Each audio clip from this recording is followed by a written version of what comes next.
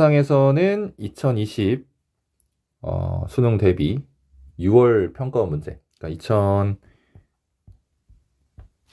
6월 평가원 문제인데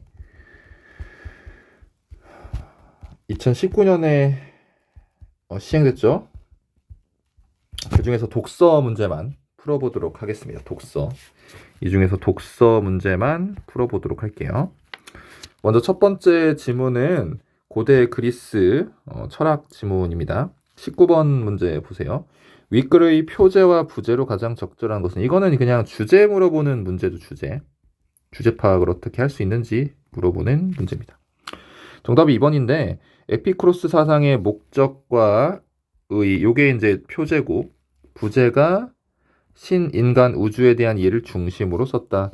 한번 볼게요. 여기 보세요. 쌤이 이제 목적, 쌤이 저기 괄호친 부분 보세요. 당대의 사람들이 이러한 잘못된 믿음에서 벗어나도록 하는 것이 중요하다고 보았다. 이게 목적이에요. 이를 위해서 인간이 행복에 이를 수 있도록 자연학을 바탕으로 자신의 사상을 전개했다. 이게 목적입니다. 목적. 그래서 사상의 목적은 잘못된 믿음에서 벗어날 수 있도록 하기 위해서 인간이 행복에 이를 수 있도록 자연학을 바탕으로 자신의 사상을 전개했다. 이게 목적입니다. 자, 의의가 있죠. 사상의 의의. 맨 밑에 영혼이 안정된 상태에서 행복 실현을 추구할 수 있는 방안을 제시하였다. 자신의 삶을 자율적이고 주체적으로 살 수 있는 길을 열어주었다 하면서 자유로운 삶의 근본을 규명하고 인생의 궁극적인 목표인 행복으로 이끄는 윤리학을 펼쳐나간다 하면서 이 부분이 전체적으로 의의라고 할 수 있겠죠. 의의. 그래서 목적과 의의가 나타난 글이다. 그리고 부제 보면 여기 보면 신의 존재, 인간의 세계, 우주, 요 세 가지에 대한 이해를 중심으로 썼다는 걸 알 수가 있죠. 신, 이해, 인간, 우주. 그래서 2번이 정답입니다. 자, 20번 보세요. 기역, 디귿에 대한 이해로 가장 적절한 것은, 정답이 4번인데 기역과 니은은 인간이 잘못된 믿음에서 벗어날 수 있는 근거를 제시했고, 한번 볼까요? 일단 잘못된 믿음은 이거죠. 고대 그리스 시대의 사람들은 신에 의해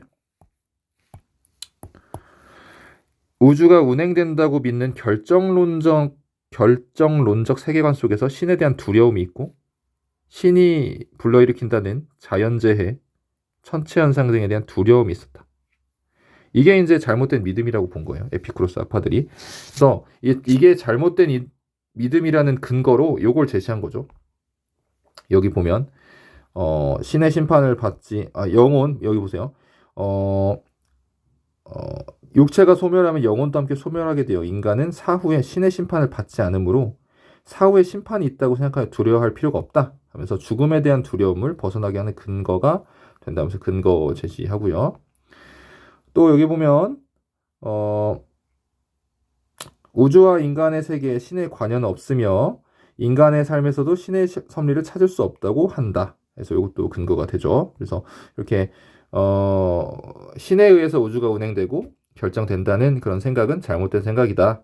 이유는 육체가 소멸하면 영혼도 함께 소멸해서 심판도 받지 않고, 또 원자들이 우연적인 운동을 하기 때문에 우주와 인간의 세계에 신의 관여는 없기 때문에 인간의 삶에서는 신의 섭리를 찾을 수 없기 때문에 두려워하지 않아도 된다. 신은 인간 세계에 개입을 하지 않는다. 이런 근거를 든 거죠. 그래서 정답이 4번이었던 문제입니다. 자, 21번 보세요. 에피쿠로스에 대해서 비판, 요게 중요합니다. 비판하려고 할 때 비판 내용으로 적절한 것만 고르는 것을. 기억 보면 신이 분노와 호의로부터 자유로운 상태면 인간의 세계에 개입하지 않는다는 뜻일 텐데, 왜 신의 섭리에 따라 인간의 삶을 이해하려 하는가? 이게 지금 말 자체가 잘못된 게, 에피쿠로스 학파는 신의 섭리에 따라 인간의 삶을 이해하려고 하지 않습니다. 그죠? 에피쿠로스는 저기 신의 섭리에 따라서 인간을 이해하려고 하지 않아요. 그죠? 그래서 이거는 지금 잘못 파악했죠. 잘못 이해했어. 이해함. 그죠?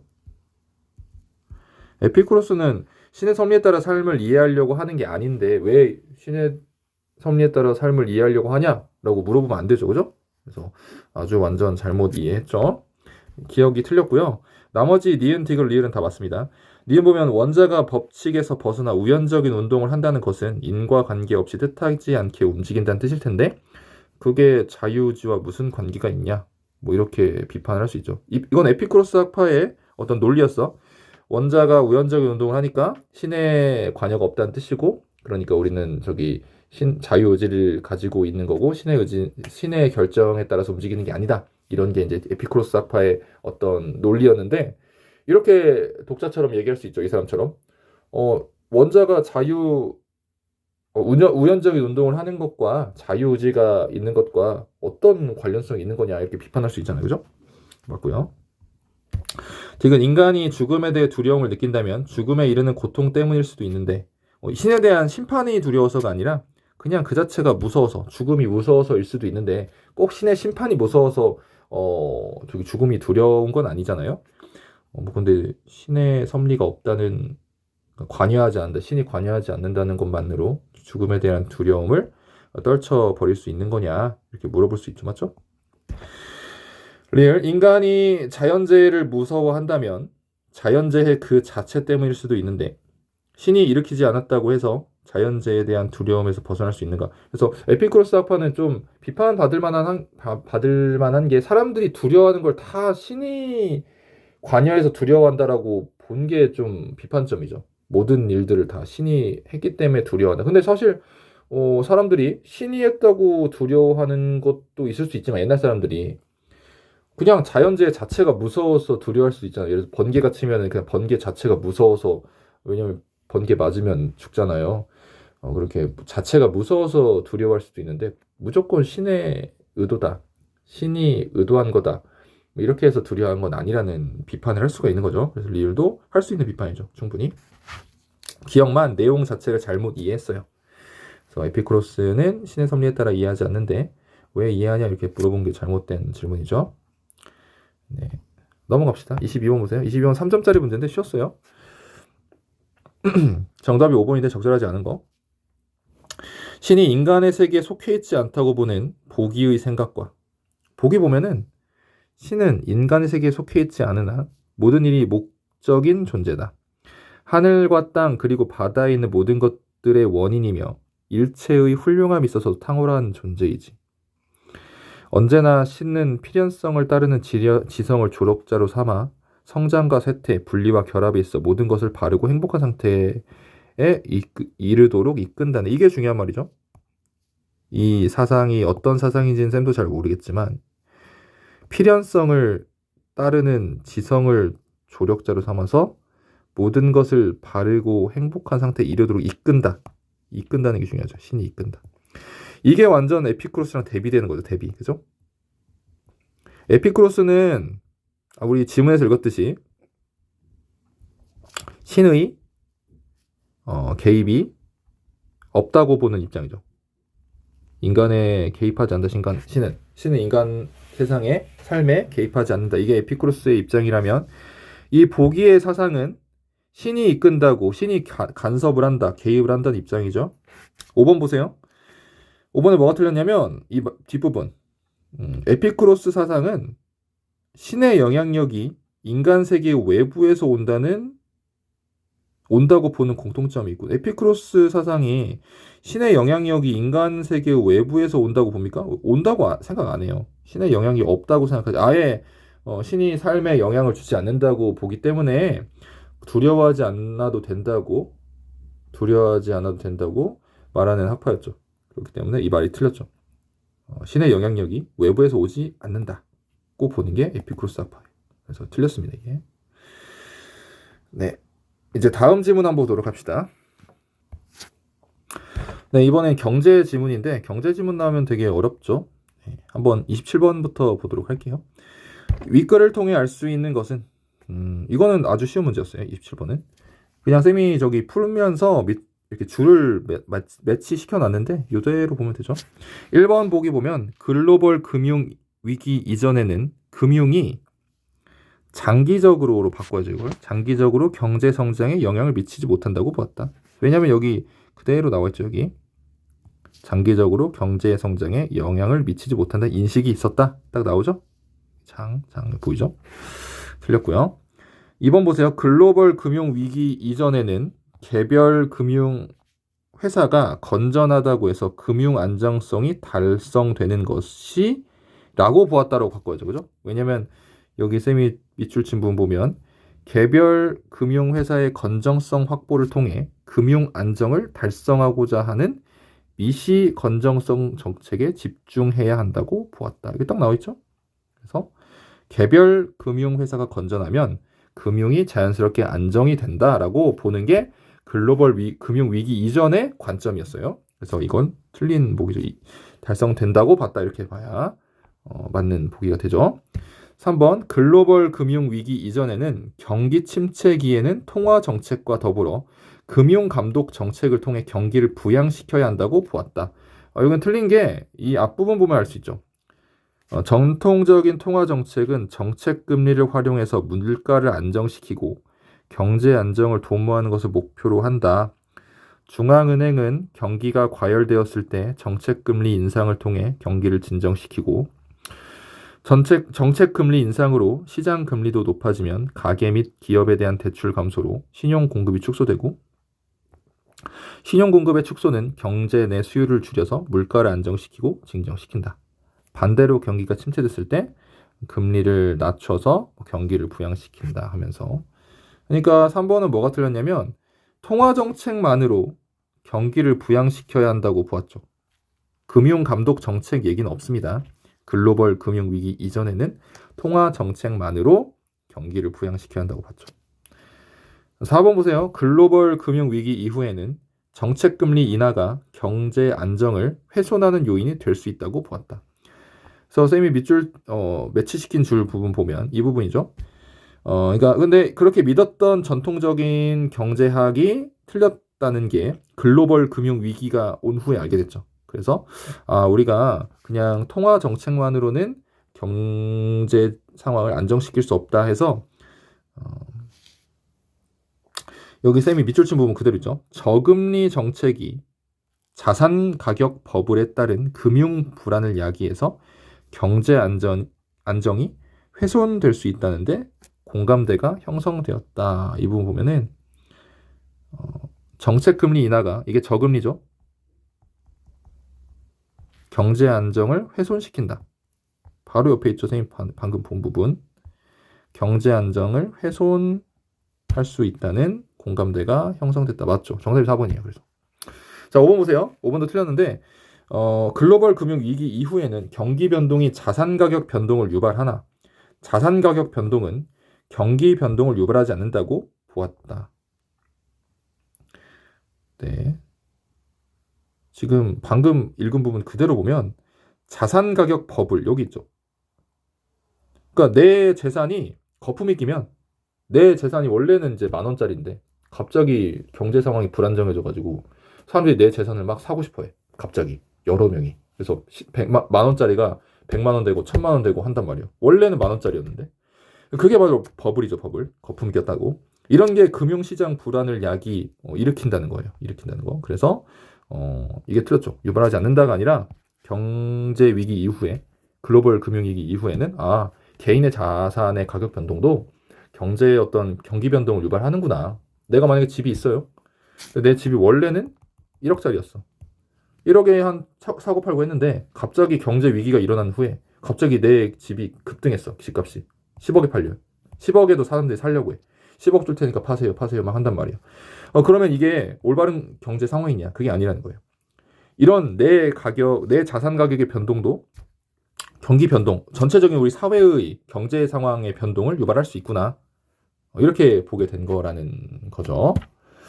무슨 말인지 이해되죠? 네. 자, 28번 보세요. 기억 니은에 대한 설명으로 적절하지 않은 것은 이건 지울게요. 이건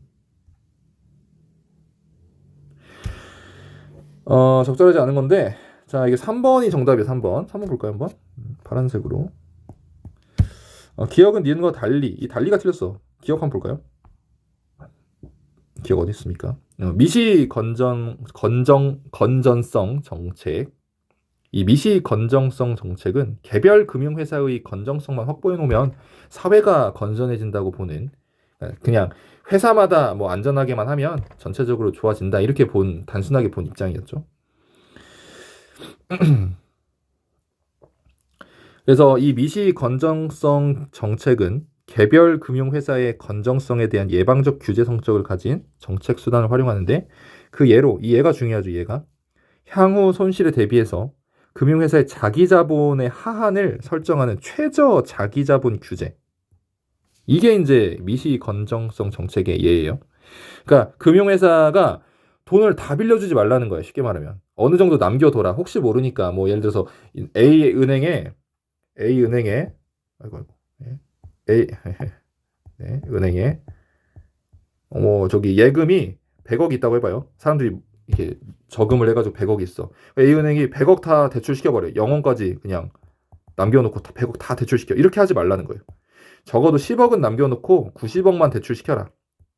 왜냐면 10억, 혹시라도 네가 무슨 일이 생기면 10억 가지고 뭘 써야 되니까 그냥 10억은 남겨두고 90억만 대출해주고 10억은 가지고 있어. 이게 바로 이제 자기자본 규제라는 거죠. 무슨 말인지 알겠죠? 그래서 이것만 잘 지켜놓으면 경제 잘 돌아가겠지라고 본 게 바로 이 미시 건전성 정책이 있었던 글로벌 금융위기 이전의 전통적인 경제 어떤 관점이었어요. 근데 글로벌 경제 위기가 온 후에는 여기 이렇게 써 있죠. 여기 후에는 여기 먼저 이거 봐야 돼. 니은 먼저. 거시 건전성 정책이 추가되었다고. 여기에다가 추가됐어. 플러스됐어. 이 자기자본 규제에 플러스가 됐다는 거야. 여기 한번 예시 보세요. 여기 최저 자기자본의 추가적인 자기자본, 즉 완충 자본을 쌓도록 해서 과도한 신용팽착 억제시켜라. 그래서 최저 자기 자본도 있는데 여기다 뭐가 더해진 거야? 완충 자본이 더해진 거야. 그러니까 거시에서는 최저 자기 자본에 뭐까지 들어갔어요? 완충 자본까지 포함이 됐고, 미시에서는 어땠어요? 미시에서는 그냥 최저 자기 자본만 유지하고 있어라, 이거였죠. 그래서 이게 추가가 된 거지. 거시에서 이렇게 미시로 가면서 글로벌 경제 위기 이후에. 그러니까 28번이 뭐가 틀렸어? 달리가 틀렸지. 기억, 니은 모두 최저 자기 자본 규제가 있어요. 그래서 뭐 니은과 달리 뭐 예방적 규제 성격 둘 다 있습니다. 그래서 틀렸어요. 3번이 틀렸고요. 29번 보세요. 윗글을 바탕으로 할 때 보기의 A에서 D에 들어갈 말을 바르게 짝지은 것은. 한번 봅시다. 미시 건전성 정책과 거시 건전성 정책 간에는 정책 수단 운용에서 입장 차이가 존재한다. 경기가 뭐일 때 무슨 건전성 정책에서는 완충 자본을 뭘 한다. 뭐가 뭔지는 지금 A의 불황일 때, 호황일 때 뭐가 있을지 모르겠어. 한번 써볼까요?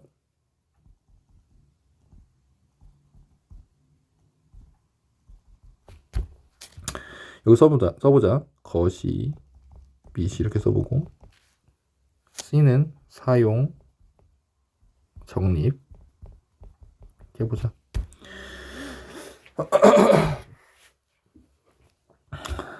그리고 이것도 거시, 미시 이렇게 한번 써볼까요? 뭐가 들어가면 적절할지. 정답 1번인데 보세요. 빨간색으로 한번 해볼게. 불황일 때, 경기가 불황일 때 거시 건전성 정책에서는 완충 자본을 어떻게 하라고 했어요? 불황일 때는. 한번 우리가 지문을 봅시다. 자, 보세요. 불황이라는 거는 침체기라는 거죠. 여기 써 있어요. 완충 자본은 경기 침체기에 대출 재원으로, 이게 중요하죠. 대출 재원. 대출해 주라는 거야. 경기가 침체됐으니까 돈을 막 빌려주라는 거야. 막 돈 쓰게, 사람들 돈 쓰게 빌려가서 막 써서 경기를 부양시키게. 그래서 쓰도록 하게 완충 자본을 플러스에서 모아둬라. 그래서 불황일 때 거시에서는 완충 자본을 사용하도록 하고, 미시 건전성 정책에서는 최소 수준 이상의 자기 자본을 유지하도록 하여 건전성을 확보하려고 한다. 그래서 불황 거시 사용 미시겠죠. 정답 1번이었던 문제입니다. 자, 넘어갑시다. 30번 문제 봅시다. 보기에 대한 이해로 적절하지 않은 것. 보기 보면 현실에서의 통화 정책 효과는 경기에 대해 비대칭적인 것으로 알려져 있다.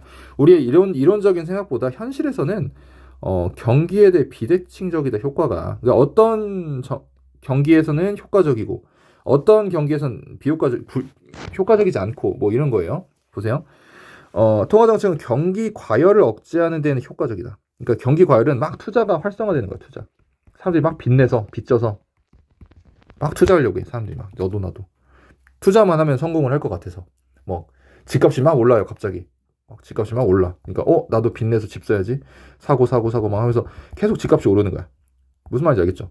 이런 게 바로 경기 과열이죠. 이거 경기 과열 억제하려면 뭐 해야 됩니까? 이자율을 높여야죠. 너 돈 빌려가면 이자 더 내야 돼. 빌리지 마. 이런 식으로 가야 사람들이 이자가 너무 비싸니까 안 빌려야겠다면서 안 빌리게 되고 안 사게 되고 점점 이제 완화되는 효과를 주는 거죠. 그래서 뭐 여기선 효과적이지만 침체를 벗어나는 데는 효과가 미미하기 때문이다. 예를 들어서 집값이 계속 떨어져. 보세요. 반대로 집값이 막 올라가면 사람들이 막 산단 말이야. 계속. 근데 집값이 막 떨어져. 막 3억이었던 게 1억, 2억, 1억, 5천 막 떨어져 갑자기. 그래서 정부에서 대출 규제 안 하겠습니다. 이자 1%, 뭐 0.5% 이자 낮춰줄 테니까 돈 빌려서 사세요. 근데 사람들이 살까 안 살까? 안 산다는 거예요. 아무리 이자율이 낮고 사람들이 막 돈을 빌려주려고 해도 안 쓰려고 한다는 거야. 왜냐면 이유가 있어. 소비 심리가 위축돼서. 사도 될까? 아무리 내가 이자를 적게 내도 더 떨어지면 손해인데 하면서 안 산단 말이에요. 기업도 경기가 너무 안 좋은데 투자할 만한 대상이 없는데 그냥 안 쓰고 현금 가지고 있어야겠다면서 안 쓴단 말이에요. 그래서 이 비대칭적이란 뜻이 뭐냐면 호황일 때는 효과적이지만 억제할 때는, 불황일 때는 아무리 경제적으로 정책을 써도 효과가 없다는 거예요. 이론과 다르게. 그렇죠. 이해가 됐죠? 비대칭적이라는 게 무슨 말인지. 그래서 그 다음 쭉 읽어볼게요. 오히려 확대된 신용 공급이 주식이나 부동산 등 자산 시장으로 과도하게 유입돼서 의도치 않은 문제를 일으킬 수 있다. 그래서 원래는 이제 막 돈 쓰라고, 자영업자들 살리라고 뭐 밥 사 드세요. 자영업자들 돈 힘드니까 밥 사 먹고 뭐 여행 가고 뭐 생활용품 사고 가전제품 사고 할 때 쓰세요 하면서 막 빚을 낼 수 있도록 이자를 낮춰줬는데 사람들이 그거 빚내 가지고 뭐 주식을 산다든지 땅을 산다든지 하면서 다른 데다 써버리면은 경기가 그대로 멈춰 있는단 말이에요. 그래서 의도치 않은 문제를 일으킬 수도 있다. 오히려 다른 쪽으로 막 쓰게 되니까 경제 상황에 쓰는 게 아니고 실제로 뭐 예를 들어 지금 코인 같은 걸 산다든지, 코인을 사면 아무런 경제에 효과가 없죠. 사실 뭐 비트코인을 샀어. 갑자기 돈을 막 저금리로, 초저금리 0.5% 저금리 해가지고 정부에서 빌려주니까 그 돈으로 막 사회에 쓰는 게 아니고 뭡니까? 비트코인을 사버려. 그러면 어떤 사회에 도움이 안 되잖아요. 그죠? 그러니까 문제를 일으킬 수 있다는 거죠. 자, 그래서 아무튼 이거를 뭐라고 하냐면 끈 밀어 올리기 효과라고 한대요. 현상이라고 한대요. 이런 반응을. 그래서 왜냐하면 끈을 당겨서 내리는 건 쉽지만 위로 올리는 건 어렵기 때문에 끈 밀어 올리기 현상이라고 말한다고 합니다. 자, 그래서 적절하지 않은 겁니다. 정답이 3번인데 1번부터 볼까요? 끈 밀어 올리기를 통해 경기 침체기에 자산 가격 버블이, 이 의도치 않은 문제가 바로 자산 가격 버블이죠. 앞에 나왔던. 앞 지문 한번 다시 볼까요? 이 저금리 정책이 자산 가격 버블을 일으킬 수 있어서 금융 불안을 일으킬 수 있다. 나와 있잖아요. 그죠? 그래서 버블이 발생하는 경우를 설명할 수 있겠군. 맞죠? 이번 현실에서 경기가 침체되었을 경우 정책 금리 인하에 따른 경기 부양 효과는 경제 주체의 심리에 따라 달라질 수 있겠군. 소비 심리가 위축되면 아무리 금리를 인하시켜도 안 쓴다는 말입니다. 맞고요. 3번 끈 밀어올리기가 있을 경우 경기 침체기에 금융 안정을 달성하려면 경기 대응 완충 자본 제도의 도입이 필요하겠군.